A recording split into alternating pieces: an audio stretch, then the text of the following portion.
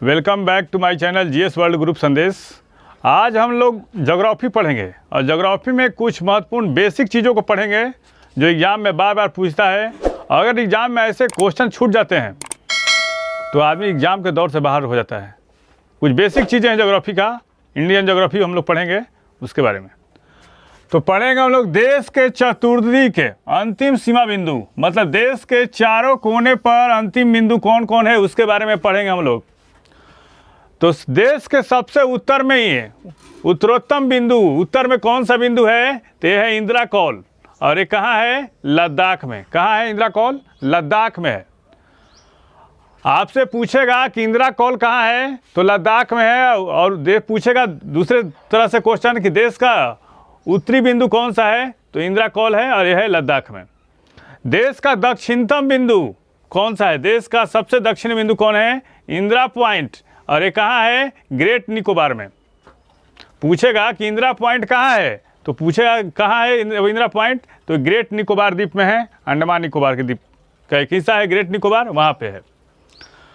और सर्वाधिक पूर्वी बिंदु कहाँ है तो सर्वाधिक पूर्वी बिंदु है किबिथू, और किबिथू कहाँ है? अरुणाचल प्रदेश में। पूछेगा कि देश का सर्वाधिक पूर्वी बिंदु किबिथू कहाँ है? अरुणाचल प्रदेश में। और देश का सर्वाधिक पश्चिमी बिंदु कौन सा है तो इसे कहा जाता है गौर माता या गुहार माता, गुहार मोती, और ये कहाँ है? गुजरात में। पूछेगा कि गौर माता या गुहार मोती जो देश का पश्चिम बिंदु है वो किस राज्य में है तो गुजरात में है। काफ़ी इंपॉर्टेंट है, हर एग्जाम में एक दो क्वेश्चन यहाँ से आते ही आते हैं, इसलिए इसको ध्यान में रखना जरूरी होता है। पूछता है कि उत्तरोत्तम बिंदु कौन है, दक्षिणतम बिंदु कौन है, पूर्वी बिंदु कौन है और पश्चिमी बिंदु कौन है, यहाँ से क्वेश्चन आते हैं। और मुख्य भूमि का जो हमारा जो स्थलीय सीमा है, मुख्य भूमि का दक्षिणतम बिंदु कौन है तो यह है कन्याकुमारी। कौन है? कन्याकुमारी है। जो देश का जो पूरी जो भूभाग हमारा उसका मुख्य भूमि का दक्षिणतम बिंदु कौन है तो यह है कन्याकुमारी है।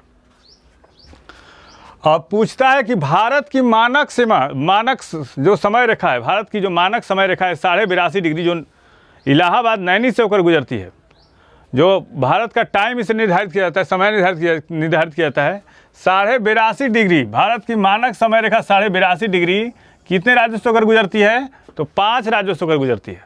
और कौन कौन राज्य हैं इसके बारे में देख लेते हैं।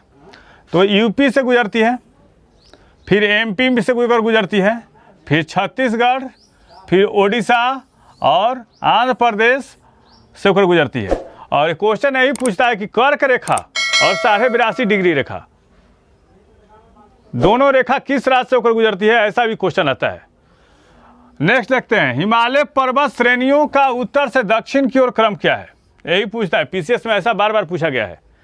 हिमालय पर्वत श्रेणी का उत्तर से दक्षिण की ओर का क्रम क्या है तो पहले है कारोक्रम। ये कारोक्रम कहाँ है भाई? पाक अधिकृत कश्मीर में। इसका नाम क्या है? कृष्णागिरी भी एक नाम है, कृष्णागिरी। उससे आगे बढ़ेंगे तो लद्दाख आता है, कृष्णागिरी से आगे बढ़ेंगे तो लद्दाख आता है। और उससे आगे बढ़ेंगे तो जास्कर श्रेणी है। उससे आगे बढ़ेंगे पहले कारोक्रम आएगा, फिर लद्दाख आएगा, उसके बाद जास्कर श्रेणी आएगा, और उसके बाद क्या होगा? पीर पंजाल होगा। फिर से एक बार, अगर हिमालय का उत्तर से दक्षिण की ओर क्रम पूछता है तो पहले कारोक्रम आएगा, उसके बाद लद्दाख श्रेणी आता है, उसके बाद जास्कर श्रेणी आता है, उसके बाद पीर पंजाल। अब कर्क रेखा पे कौन कौन से राज्य हैं उसके बारे में देख लेते हैं हम लोग। कर्क रेखा पर स्थित राज्य, कर्क रेखा पर स्थित राज्य, इससे पता चल जाएगा कि 82.5 डिग्री रेखा और कर्क रेखा किन किन राज्यों से गुजरती है, उसका कॉमन कौन कौन सा है।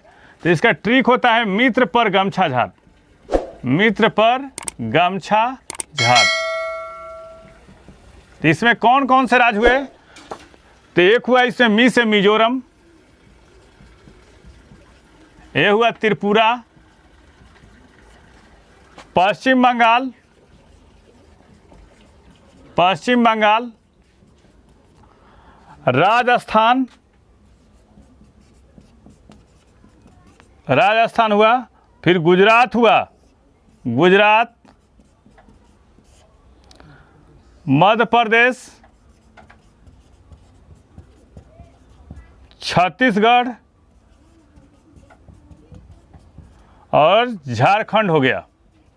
फिर से एक बार देखते हैं। इसका ट्रिक क्या हुआ? मित्र पर गमछा उधार। मिजोरम, त से त्रिपुरा, प से पश्चिम बंगाल, र से राजस्थान, ग से क्या हो जाएगा? गुजरात, म से मध्य प्रदेश हो जाएगा यहाँ पे, और छ से छत्तीसगढ़ हो जाएगा, झ से झारखंड। अब बताइए कि 82.5 डिग्री रेखा और कर्क रेखा दोनों में से कौन ऐसे राज्य हैं जहाँ से कोई गुजरती है? तो उसमें कॉमन कौन सा है? उसमें कॉमन है, जब कर्क रेखा और 82.5 डिग्री रेखा दोनों पूछेगा कि दोनों कौन कौन राज्यों से गुजरती है, तो उसका कॉमन है एमपी और छत्तीसगढ़ है। कौन है? एमपी और छत्तीसगढ़। क्वेश्चन ऐसे आएगा कि कर्क रेखा और 82.5 डिग्री रेखा दोनों कौन कौन राज्यों से होकर गुजरती है, तो उसका होगा एमपी हो जाएगा और छत्तीसगढ़ होगा। कौन? एमपी और छत्तीसगढ़। बताइए छोटा सा सेशन कैसा रहा? अगर कहीं कमी हो तो ज़रूर लिखें और इसको अंतिम तक देखें, लाइक करें, शेयर करें, सब्सक्राइब करें। Thank you.